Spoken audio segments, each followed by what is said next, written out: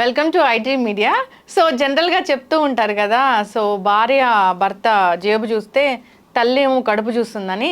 So దీనివల్ల ఏంటంటే అదే నానుడి కంటిన్యూ అవుతూ వస్తూ ఉంది. సో భార్య మీద విపరీతమైన జోకులు వేస్తూ ఉన్నారు, అత్తగారు విలన్ లాగా సో కోడల్ని వేధిస్తూ ఉన్నారు. అయితే దీని గురించి ప్రియా చౌదరి గారి విశ్లేషణ తెలుసుకుందాం. మనతో పాటు ఉన్నారు మేడం. నమస్తే. నమస్తే. సో జనరల్గా మీ దగ్గర నుంచి ఏదైనా విశ్లేషణ వచ్చిందంటే అది చాలా అథెంటిక్గా ఉంటుంది. సో దాని గురించి రీసెర్చ్ అనేది కూడా ఉంటుంది. అంతేకాదు కౌన్సిలింగ్ వచ్చిన వాళ్ళ దగ్గర నుంచి తీసుకున్న అభిప్రాయాలు కూడా ఉంటాయి. ఎస్. సో భార్య అయితే జేబు చూస్తుంది, అమ్మ అయితే తల్లి అయితే కడుపు చూస్తుందని. అంటే తల్లి ఎక్కువగా ప్రేమిస్తుంది, భార్య ఎక్కువగా ప్రేమించదనే కదా. భార్య కమర్షియల్ అనేనా? యతో మనః తతో భావః. ఇప్పుడు ఒక మాట, ఇది నిజంగా నా చిన్నప్పుడు కూడా చాలాసార్లు వింటూ వచ్చి ఉండుండేదాన్ని. ఇక్కడ ఏమవుతుందంటేనమ్మా, తల్లి ఏమో ఇప్పుడు కొడుక్కి పెళ్లి చేసిన తర్వాత ఈ అత్తగారిని చూస్తే కోడలికి అభద్రతాభావము, కోడల్ని చూస్తే అత్తగారికి అభద్రతాభావం. ఎందుకు? తల్లి భార్య కాలేదు, కానీ భార్య తల్లి కావచ్చు. తల్లి ప్రేమను చూపించవచ్చు, ఆ శక్తి ఇక్కడ ఉంది. కానీ తల్లి దగ్గర ఉన్నది మాత్రం ఒక్కటే ప్రేమ, పుత్రవాత్సల్యం, మాతృప్రేమ. సో దాంతోటే కొడుకుని జయించాలి. ఎందుకనంటావేమో, ఇప్పుడు తను కూడా ఒకప్పుడు కోడలుగా ఈ ఇంటికి వచ్చింది. ఈ ఇంటికి వచ్చినప్పుడు తను తన భర్తని తన జోన్లోకి ఎలా తెచ్చుకుందో, లేదా తన జోన్లోకి ఎలా తెచ్చుకోలేకపోయిందో పక్కన పెడితే అవన్నీ ఆవిడ మైండ్ సెట్లో ఉంటాయి. అరే రేపొద్దున నా కొడుకు కూడా కోడల దగ్గరికి వెళ్ళిపోతే అనేటటువంటి ఆలోచన రానివ్వరు వాళ్ళు. వచ్చింది అసలు వాళ్ళకి తట్టుకోవడం కష్టం అన్నమాట. అందుకని ఎప్పుడు ఏంటంటే కొడుకు అంటే ప్రేమ, ఎందుకంటే పుత్రవాత్సల్యం సహజంగానే ఉంటుంది. కోడలు వచ్చిన తర్వాత ఇంకా పెరుగుతుంది. పెరగడానికి కారణం ఏంటి అని అంటే అత్తగారికి ఉన్నటువంటి అభద్రతాభావం ఒక భాగం. నేను ఎక్కువ అని నేను మాట్లాడను, ఒక భాగం నిజంగా ఉంటుంది దాంట్లో. ఇప్పుడు ఏమవుతుంది, కొడుకు రాగానే భార్య ఏం చేస్తుంది, వచ్చారా రండి అని చెప్పేసి అని చొక్కా ఇడిచి భార్య చేతికి ఇచ్చేవాళ్ళు. అంటే ఇప్పుడంటే అన్ని వ్యాలెట్లు వచ్చినాయి, అన్నీ వచ్చినాయి. కానీ ఇదివరకు ఏం చేసేవాళ్ళు, ఉన్నది ఒకటే గదు, రెండో గదిలో అక్కడే అందరూ ఉండేవారు, ఉమ్మడి కుటుంబాలు ఉండేవి. చొక్కా ఇడిచి భార్య చేతికి ఇచ్చేవాడు, భార్య తీసుకెళ్ళి కుక్కానికి తగిలిచ్చేది. ఈలోపు అమ్మ తల్లేమో వడ్డన చేయడం అనేది పెట్టేది. పెట్టిన తర్వాత ఆవిడ సిచ్యుయేషన్, అబ్బా ఈ వంట చేసావు, ఆ వంట చేసావు, ఇది చేసావు, అది చేసావు అని చెప్పేసి అని ఆవిడ పొగిడించుకోవడమో, లేకపోతే అక్కడ ఏదన్నా ఒక సిచ్యువేషన్ అనేది ఉండేది. ఇక్కడ మీరు అన్నారు ఏంటి అని అంటే, కుక్కానికి తగిలిచ్చినటువంటి షర్టు జేబులో ఆ భార్య ఎందుకు చేయి పెడుతుంది అని అంటే, తన భర్త తన హక్కు ఇవాళ ఎంత సంపాదించుకొచ్చాడు, లేదా ఆ రోజు తనకే అవసరం ఉందో అత్తగారు ఇవ్వదు, భర్తను అడిగితే ఎందుకంటాడు, లేకపోతే ఇంకొకటి అంటాడు. అసలు ఇంటి కోడల్ని నేను, నాకు హక్కు, నేను హక్కుదారురాలని, నా భర్త సంపాదన మీద హక్కు నాకుంది అని చొరవగా చేయిపెట్టి తీసుకుంటాడు. రైట్? ఎందుకంటే ఒకప్పుడు అత్తగారు చేయలేదు ఆ పని, ఖచ్చితంగా చేసింది. రేపొద్దున ఈ కోడలు అత్తగారు అయిన తర్వాత కూడా ఇదే అమ్మ చేసిన పనే చేస్తుంది. అదే జనాలు ఏంటంటే ఇక్కడికే తీసుకొచ్చి కట్ చేశారు. కానీ but it is a cycle chain అమ్మా. ఎప్పుడూ కూడాను అత్తగారి పాత్ర వచ్చేంత వరకు కూడా కోడల పాత్రే నడుస్తూ ఉంటుంది. కోడల పాత్ర ఎప్పుడు ఏముంటుంది అని అంటే, వెనకటికి ఎప్పుడు కూడా ఒక విషయం నేను చెప్తా. ఎందుకు ఇది ఎక్కువ మాట్లాడేవారు అంటేనమ్మా, కోడళ్ళకి ఇంటి పెత్తనం ఇచ్చేవాళ్ళు కాదు. ఎప్పుడు ఇచ్చేవాళ్ళు ఇంటి పెత్తనం అని అంటే, ఈ అత్తగారు కాలం చేసేదాకా ఆవిడ పెత్తనమే ఉండేది ఒక్కొక్క ఇంట్లో. లేదు, ఈ అత్తగారికి రోగమో రొస్టో వస్తే అప్పుడు కోడల చేతికి పెత్తనం వచ్చేది. లేదు, కోడలు చాలా సమర్థవంతురాలు, అత్తగారు అతి మంచిదైతే కోడల చేతికి వెంటనే ఆ ఇంటి పెత్తనం వచ్చేది. అంతే తప్ప పెత్తనం ఇచ్చేవాళ్ళు కాదు. ఇవ్వకపోవడానికి రెండు కారణాలు ఉండే. ఎందుకంటే అప్పట్లో చిన్నతనంలోనే పెళ్ళిళ్ళు జరిగాయి. 12 ఏళ్ళకి, 13 ఏళ్ళకి, 14 ఏళ్ళకి. వాళ్ళకి ఏం తెలుసు, వాళ్ళ చేతికి రాగానే ఇంటికి సంబంధించినటువంటి ఖర్చులు, జమా ఖర్చులు, లెక్కలు, డబ్బులు అన్నీ ఇస్తే వాళ్ళకి ఆ మేనేజ్ చేయటం అనేది ఆ వయసులో వాళ్ళకి తెలియదు. కాబట్టి అది చిన్నపిల్ల. దానికి ఫస్ట్ ఏమి నేర్పాలి, ఇంటి పనులు నేర్పాలి, ఇంటికి సంబంధించినటువంటి బాధ్యతలు అప్పచెప్పాలి. ఇంటి బాధ్యతలు నెత్తి మీద వేసుకున్న తర్వాత ఆ కష్టం తెలిసిన తర్వాత డబ్బు అనేటటువంటి కష్టం తెలుస్తుంది అనేటటువంటిది ఇది ఉంది. కానీ అది రాను ఏమైపోయింది అని అంటే, ఒకళ్ళనొకళ్ళు టామ్ అండ్ జెర్రీ లాగా అత్తగారులు ఇద్దరు కూడా పెత్తనం కోసం కొట్లాడుకోవడం, అత్తగారు ఆవిడ జులుం చూపించడం, కోడలు తన్నైజం చూపించడం, లేదా పాపం అత్తగారు పెట్టే ఆరాళ్ళకి బలైనటువంటి కోడళ్ళు ఎంతోమంది ఉన్నారు. కాపురాలు నాశనం చేసిన అత్తలు బోళ్ళు మంది ఉన్నారు, నాశనం చేసుకున్న కోడళ్ళు కూడా. కోడలే కదా ఆరాళ్ళు పెట్టడం ఎందుకు? ఎవరు అంటే ఇక్కడ రెండు విషయాలమ్మా. మనము అన్నిటినీ ఒక ఘాటికి తీసుకురాలేము. కోడలే కదా ఆరళ్ళు పెట్టడం ఎందుకు అని చెప్పేసి అని మనం అనుకుంటున్నాం. కానీ ఆ కోడల్ని స్వీకరించే మనస్తత్వం అత్తగారిలో లేనప్పుడు ఏం చేస్తుంది? ఇప్పుడు కోడల్ని తీసుకురాక తప్పదు, కానీ తెచ్చినప్పుడు ఏం చేయాలి అని అంటే అత్తగారి అడుగులకు మడుగులొత్తుకుంటూ నువ్వు ఓకే ఓకే అయితే ఓకే అయితే ఓకే అనుకుంటూ వెళ్ళాలి అనుకునేది ఒకళ్ళ మనస్తత్వం. అందరు అత్తగారులు జులం చెలాయించే వాళ్ళు ఉండేవాళ్ళు కాదు. ఇప్పుడు కూడా నేను చెప్తున్నాను కదా, అందరూ ఉండరు. కాకపోతే ఏంటంటే మేజర్ ఇది ఎందుకు వస్తుంది అని అంటే, ఎప్పుడైతే పెళ్లి చేసుకున్నటువంటి వ్యక్తి బ్యాలెన్స్డ్గా ఉండడం అప్పుడు మాత్రమే ఇవి వస్తాయి. అమ్మ కడుపు చూస్తుంది, భార్య జేబు చూస్తుంది. టాస్క్ అతనికి 100% అమ్మా. ఎందుకని అంటావేమో, బ్యాలెన్స్ చేసి చెయ్యాల్సినటువంటి బాధ్యత ఆ పెళ్లి చేసుకున్నటువంటి వ్యక్తిలో, మగాడిలో ఉంటుంది. బయట నుంచి ఒక ఆడది వచ్చేటప్పుడు తల్లికి చెప్పాలి, అమ్మ ఈ పరిస్థితులన్నీ అమ్మాయికి కొత్త, మనం వేరే వాళ్ళు వేరే. ఎందుకంటే ఏ రెండు కుటుంబాల్లోనూ విభిన్నమైనటువంటి పరిస్థితులే ఉంటాయి. అక్కడ ఉన్నటువంటి పరిస్థితులకు అనుగుణంగా వాళ్ళు ఉంటారు, ఇక్కడ ఉన్నటువంటి పరిస్థితులకు అనుగుణంగా వీళ్ళు ఉంటారు. వీళ్ళ పద్ధతులు వీళ్ళవి ఉంటాయి, వాళ్ళ పద్ధతులు వాళ్ళు ఉంటాయి. అమ్మ వాళ్ళు వేరే పద్ధతులు, మంది వేరే పద్ధతి. ఆ అమ్మాయి సిచ్యుయేషన్ ఇది, నీకు నోరు ఎక్కువ, కొంచెం దయచేసి వచ్చిన పిల్ల మీద నువ్వు అరిస్తే బాగుండదు. ఎందుకనంటే నువ్వు చెడ్డదానివి అవుతావు, ఏదన్నా ఉంటే నాకు చెప్పు, నేను సరి చేసుకుంటా అనేటటువంటి సిచ్యుయేషన్లో తల్లిని పెట్టాల్సినటువంటి అవసరం కొడుగ్గా అతనికి వస్తుంది.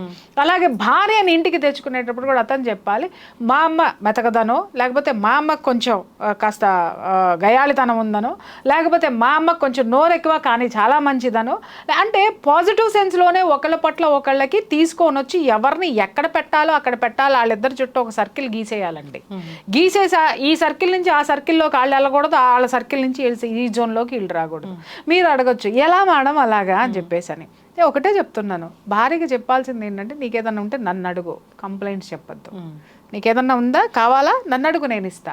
అలాగా తల్లికి చెప్పాలి, అమ్మ నీ అవసరాలు ఏమన్నా కొడుగ్గా తీర్చాల్సిన బాధ్యత నాది, నన్ను అడుగు. నీ కాళ్ళు ఇచ్చిందా ఇవ్వలేదా, ముఖం ముడుచుకుందా నీకు అనవసరం, నీకు సంబంధం లేదు, నన్ను అడుగు అని చెప్పేసి అని. అదే ఇప్పుడు చెప్పాను కదా, ఒక సర్కిల్ గీసేయాలి. ఎవరి హద్దులు ఏంటి అనేది ఇతగాడు పెట్టేయాలి. పెట్టిన తర్వాత రాను ఏమవుతుందంటే, ఒకళ్ళనొకళ్ళు ఇక్కడే ఉండి అర్థం చేసుకునే సిచ్యువేషన్స్ వస్తాయి. అర్థం చేసుకున్న తర్వాత మెల్లగా దూరాలు తగ్గుకుంటూ ఒక చోటుకి చేరటం అనేది జరుగుతుంది. ఇది జరగకుండా ఏమవుతుంది అని అంటే, తండ్రి కొడుక్కి చిన్నప్పటి నుంచే కొంతమంది తల్లులు ఉంటారు, నూరి పోస్తూ ఉంటారు, అరే జాగ్రత్త, ఆ కోడలనే పెళ్ళాంకి బానిస అయ్యావో నిన్ను ఆడేసుకుంటుందిరా, నువ్వు ఆడంగోడు అంటావురా, అట్లరా, పలానా వాడు భార్య ఇట్లా చేసిందిరా, అది అట్లా చేసిందిరా అని ఒక విధమైన భయం క్రియేట్ చేసి పడేస్తారు. లేదా వాళ్ళకి నూరు పోసి దాన్ని బ్రెయిన్ ట్యూన్ చేసేస్తారు. ఇంకా వీడికి వచ్చే భార్యని ఎక్కడ పెట్టాలో అంటే, వాడు ఇంటికి గుమ్మం తొక్కే భార్యనే అక్కడ పెట్టేసి వదిలేసేసి లోపలికి వెళ్ళిపోతాడు, రా అని కూడా పిలవడు అనమాట. అంటే అక్కడి నుంచే దూరం పెట్టడం అనేది మొదలు పెడతారు. ఇది కరెక్ట్ కాదు.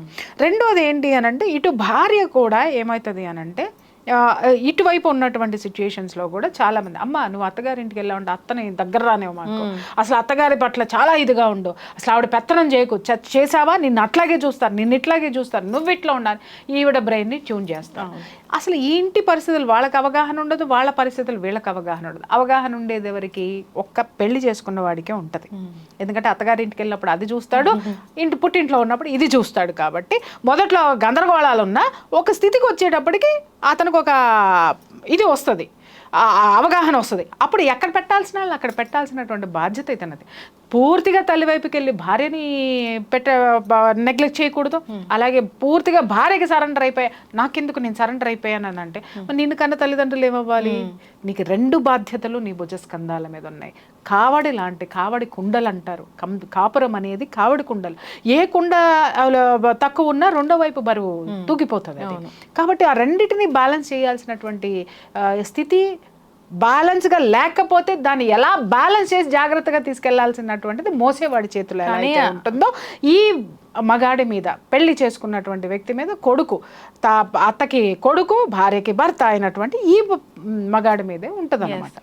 జేబు చూస్తుంది అంటే నిజంగా జేబులు చూస్తున్న వాళ్ళని మనం చూస్తూ ఉన్నాం. ట్రాన్సాక్షన్స్ అన్ని వాళ్ళ చేతిలోకి వెళ్ళిపోతున్నాయి, తల్లిదండ్రులు ఓల్డ్ ఏజ్ హోమ్ కి వెళ్ళిపోతున్నారు. ఇది ప్రమాదకరం అమ్మా. ఇది నిజంగా చెప్తున్నాను కదా.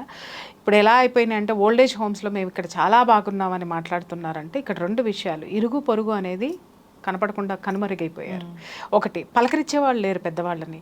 ఎంతసేపు ఈ అపార్ట్మెంట్ కల్చర్ వచ్చేసిన తర్వాత ఎవరి గదుల్లో వాళ్ళు ఉండి ఇవాళ అపార్ట్మెంట్లో ఎన్నో జరగరానివన్నీ జరుగుతున్నాయంటే కారణం ఏంటి అని అంటే అపార్ట్మెంట్లో దొంగతనాలు ఈజీ అయిపోతున్నాయి. ఇప్పుడు ఆ గేటెడ్ కమ్యూనిటీలు ఎందుకు పెట్టుకుంటున్నారంటే భయం వేసి పెట్టుకుంటున్నారు. ఎందుకంటే దాంట్లో నుంచి వచ్చేవాడెవడో పోయేవాడెవడో అర్థమవుతుంది అని చెప్పేసి అని. ఆ గేటెడ్ కమ్యూనిటీల్లోకి వెళ్ళండి, అసలు ఎవరి మొహం చూసుకోరు, ఎవరెవరో కూడా తెలియదు. ఈ పక్కింటాడు ఈ ఇంటి ముందు నుంచి వెళ్తా కూడా ఇట్లా చూస్తాడు ఎవరో ఇల్లు అనుకున్నట్టుగా, ఏది 10 ఏళ్ళైనా కానీ. అంటే తెలీదు, ఒక చోటకి రారు. వచ్చేటటువంటి అవకాశాలు ఉన్నా అక్కడేదో రాజకీయాలు వస్తాయి, మళ్ళీ విడిపోతూ ఉంటారు, మళ్ళీ కలుస్తూ ఉంటారు, మళ్ళీ ఇరుగు పొరుగు అనేటటువంటి సాంప్రదాయం ఎప్పుడో పోయింది. దాంతో వీళ్ళని పలకరించే వాళ్ళు ఎవరు ఉన్నారంటే ఇంట్లో వాళ్ళే ఉన్నారు. ఇక్కడ ఇంట్లో ఏమవుతుందనంటే ఎవరో ఒకళ్ళే త్యాగాలు చేయాలంటే ఎంతకాలం అని త్యాగం చేస్తారు? కోడలే అత్తగారు గయ్యాళిది అనుకోండి, కోడలే పడుతూ పడుతూ పడుతూ వస్తూ ఉండాలంటే ఏం అవసరం ఉందమ్మా కోడలికి? ఏం కర్మ అంటే వాళ్ళ అమ్మా నాన్న నిన్ను కని నీ చేతికిచ్చి నీ కొడుకుతో కాపురం చేయమనడం అమ్మాయి కర్మ. మరి నువ్వు కూడా కోడలుగానే వచ్చావు కదా, మరి నువ్వు కోడలుగా వచ్చిన నీకు ఆ ఇంట్లో పెత్తనం ఉండాలని నువ్వు ఈ రోజుకి కూడా 70-80 ఏళ్ళు వచ్చినా నువ్వు ఫీల్ అవుతున్నావు అని అంటే మరి నీ కొడుకుని పెళ్లి చేసుకుని 25 ఏళ్ళు అయినా కూడా నీ కొడుకు కనీసం గౌరవం ఇవ్వనటువంటి, భార్యగా గౌరవం ఇవ్వనటువంటి ఆ కోడలికి నీ మీద ఏ విధమైనటువంటి నమ్మకం గౌరవం ఉంటుంది? అంటే రిటైర్ అవ్వాల్సిందే ఆ పోస్ట్లో 100% అండి. ఖచ్చితంగా ఒక వయసు వచ్చిన తర్వాత ఇటు కోడలు కానీ ఇటు అత్తగారు కానీ తల్లి కడుపు చూస్తుంది అంతవరకు చూడు, భార్య జేబు చూస్తుంది. కానీ అది దాని ఆ శాస్త్రం ఎందుకు పెట్టారనేది నాకు ఇప్పటికి ఆలోచిస్తే 1,00,000 కారణాలు కనిపిస్తాయి. భర్త ఇవ్వలేదు అనుకోండి, స్వతంత్రంగా నా మొగుడే కదా అని జేబుల్లో చేపెట్టి తీసుకుంటుంది. లేదు, నాకు ఆ అమ్మాయికి ఉన్నటువంటి వ్యక్తిగతమైనటువంటి ఇది నా ఇల్లు, నా సంసారం, నా భర్త సంపాదన నాది అనుకుంటే హక్కుతోటి చేపెట్టి తీసుకుంటుంది. సో చాలా కారణాలు ఉంటాయి దాంట్లో, ఒకటే అనుకున్నాను లేదు. ఇక్కడ స్వార్థంగా ఉండేటటువంటి కోడల పట్ల ప్రేమ చూపించే తల్లి పట్ల మాత్రమే దాన్ని మనం ఉపయోగించాలి తప్ప ఇది అందరి కోడళ్ళకి చెందదు, అందరి తల్లులకి చెందదు. బిడ్డలు అన్న తర్వాత కడుపు చూస్తుందని కనీసం వండి పెట్టే తల్లులు కూడా లేరు. భయంకరమైనటువంటి కష్టాలు నష్టాలు పడేటటువంటి వాళ్ళు ఉన్నారు. అలాగే పుట్టింటికి పెళ్లి చేసుకుని 25-30 ఏళ్ళు అయినా కూడా భర్త జేబులో చెయ్యి పెట్టేటటువంటి హక్కును ఇంకా సంపాదించుకోలేనటువంటి భార్యలు చాలా మంది ఉన్నారు. ఇటు ఓల్డ్ ఏజ్ హోమ్స్ కి వెళ్తున్న వాళ్ళు ఉన్నారు, అటు విడాకుల కోసం కోర్టు ఎక్కుతూనే ఉన్నారు. మొత్తం పెత్తనమంతా నాకే కావాలని చెప్పేసి అని కాపురాలను ఛిద్రం చేసుకునే వాళ్ళు కూడా ఉన్నారు. కాబట్టి ఇక్కడ ఏంటి అని అంటే కాపురం అనేది కావడి కుండలు లాంటిదమ్మా. ఒక అత్తగారు ఒక కోడలు ఇద్దరూ కూడా కోడళ్లే, అది మర్చిపోవద్దు. అలాగే ఇద్దరూ కూడా ఒక ఇంటికి చెందిన వాళ్ళే, అది మర్చిపోవద్దు. మీరు కొట్టుకొని కాట్ల కుక్కల్లా కొట్టుకొని రోడ్డు మీద పడితే అసలు మీ కుటుంబం మీద ఎవరికి గౌరవం ఉంటుంది, ఎవరికి ఇది ఉంటుంది? ఎప్పుడైనా నేను ఇందాక ఒక మాట చెప్పా ఎపిసోడ్ స్టార్ట్ చేసే ముందే, కోడలు అమ్మ కాగలదు కానీ అమ్మ ఎప్పుడు భార్య కాలేదు, భార్య తల్లి కాగలదు. ఈ 2 క్వాలిటీసు భార్యలో ఉన్నప్పుడు ఆ ఇంటిని మొత్తం సమర్థించుకునేటటువంటి తత్వం ఈవిడలో ఉండాలి. ఈవిడలో ఉన్న పడనివ్వని అత్తలు చాలా మంది ఉన్నారు, ఆ అమ్మల కొంగులు పట్టుకుని తిరిగేటటువంటి కొడుకులు ఉన్నారు. కాబట్టి ఏంటి అని అంటే ఈ ఇంటింటి రామాయణం అన్నమాట. ఇంటికో చరిత్ర ఉంటుంది, కోడలకు ఒక కథ ఉంటుంది, ఒక్కొక్క ఇంట్లో ఒక్కొక్క సిచ్యుయేషన్ నడుస్తూ ఉంటుంది. తల్లి అయితే తెలుసుకోవాలి ఇంతవరకు నా బాధ్యత, సో ఇప్పటి నుంచి వాళ్ళ బాధ్యత, గౌరవంగా పక్కకి తప్పుకోవాలి. అలాగని చెప్పి మొత్తం త్యాగం చేసేసి కోడలు చీచా అంటే పడమని నేను అనట్లేదమ్మా. అప్పుడు నీ హక్కుల్ని నువ్వు పట్టుకోవాలి. అలాగే కోడళ్ళకు కూడా చెప్తున్నాను, ఇంటికి రాగానే పెత్తనం ఇవ్వాలంటే ఆవిడ 40 ఏళ్ళు కాపురం చేసి లేదా 25 ఏళ్ళు 30 ఏళ్ళు కాపురం చేసి ఆవిడ ఎన్నో త్యాగాలు చేసి ఆవిడ ఎంతో చేస్తేనే నీకు మొగుడు వచ్చాడు. వాళ్ళ ఆవిడిల్లు ప్రతి ఇటుకలోనూ ఆవిడ కష్టం ఉంటుంది, లేకపోతే ప్రతి ఒక్క విషయంలోనూ ఆవిడది ఉండదు. ఇప్పుడు రాగానే నీకు పెత్తనం కావాలి అని అంటే ఆవిడ ఎందుకు ఇస్తుంది? కాబట్టి కొంచెం వెయిట్ చేసి వాళ్ళలో కలిసిపోయి వాళ్ళ దగ్గర నుంచి తీసుకునే ప్రయత్నం చేయాలి. ఖచ్చితంగా చాలా జాగ్రత్తగా బ్యాలెన్స్డ్గా అందరు కలిసిమెలిసి ఉండాలని కోరుకుందాము. సో చిన్న చిన్న విషయాలు చిన్న అలాగని కడుపు చూడని భార్య లేదా, జేబు చూడని తల్లి లేదా? సో ఇప్పుడు జేబులు లేవు, జేబులో డబ్బులు లేవు, ఓన్లీ ఆన్లైన్ ట్రాన్సాక్షన్స్. సో ఏమైనా ఉంటే బీరువాల్లో ఆ దస్తావేజులు ఏవో ఉంటున్నాయేమో. సో కూడా లేవు, అవి కూడా ఎవరి పేరు మీద ఎవరి లాకర్లో వాళ్ళు పెట్టుకుంటున్నారమ్మా.